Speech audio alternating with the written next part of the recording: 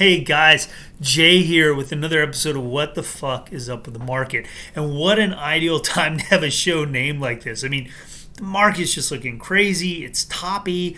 It's all head and shouldersy. What's going on? Meanwhile, some things are happening. We got a Fed meeting today, and then the Ukraine and Russia things happening as well, which we're going to get into in a little bit because there might be an opportunity there that we want to make sure that we're a part of. So let's dive into the charts. I'm gonna pull them up here really fast, and we'll get into this. There we go. And all right. And so we're going to jump in first to the indices, talking about SPY and the S&P 500. So you've probably heard me talk about this, right? Head and shoulders top. We've got our two shoulders, which are, you've got a high, a low, a higher high, a semi-similar low, and then a high that is lower than the middle one, but of equal height or just about of the first high. So it just kind of looks like what we call a head and shoulders pattern. And anything goes below the neckline, which right now I'm kind of thinking is around 4325. Anything that goes below there would enter into a markdown phase if the pattern plays out. I've tweeted a little bit about the head and shoulders pattern today. It's a bullish to bearish trend reversal pattern. It's one of the most reliable patterns for tops and trend reversals. So definitely something we're going to watch. QQQ has a similar pattern as well, showing less strength actually than S&P 500. Really, the tech stocks have just had a really rough go. Let's jump into the commodities because that's where there's opportunity in the midst of everything, and I think I'll explain to you why. So Friday was a really exciting day for gold. We see this great breakout of the symmetrical triangle, and it was just kind of like, is this gold's time? Is it finally time for this coiled up thing to explode and move?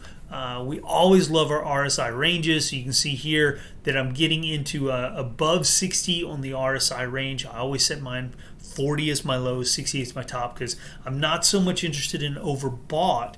I'm interested in bearish and bullish ranges. So if the 40 acts as support and it goes up above 60, I'm in a bullish RSI range. If 60 acts as resistance and it goes down to below 40, I'm in a bearish RSI range. So this is entering into a bullish RSI range. Very exciting for gold. And so I just wanted to pull this up. There was a chart that was shared on Twitter saying that with the 2018 highs, that SPY was outperforming gold. Definitely undeniable when you start talking about a time range like that. But I wanted to jump into something a little shorter, and I was really excited to see, yes, sure enough, since June 6th, gold has been outperforming the market. How rarely do we hear that? So this was interesting. We'll see if this has something to do with inflation, things of that matter. But most importantly, just seeing it on the chart is really exciting. Next thing I want to talk about is U.S. Natural Gas Fund.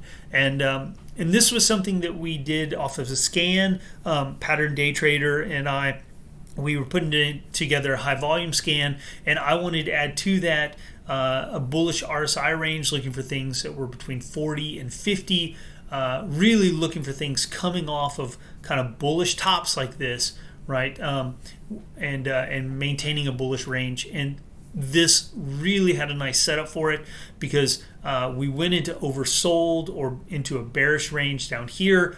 Then we went up, came down, went up, came down. That to me is a series of higher lows and higher highs.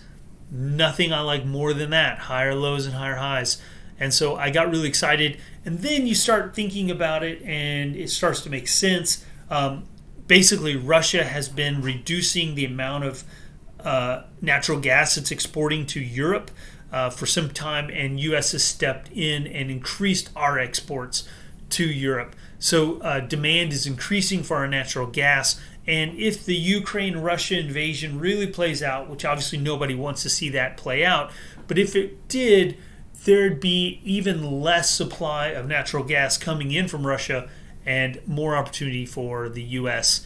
to export. So exciting stuff. That's what we're looking at for today. I'm hoping that this was exciting for you to see too. And you can come back and check us out next time we do one of these. But that's what the fuck's up with the market. Cheers, y'all.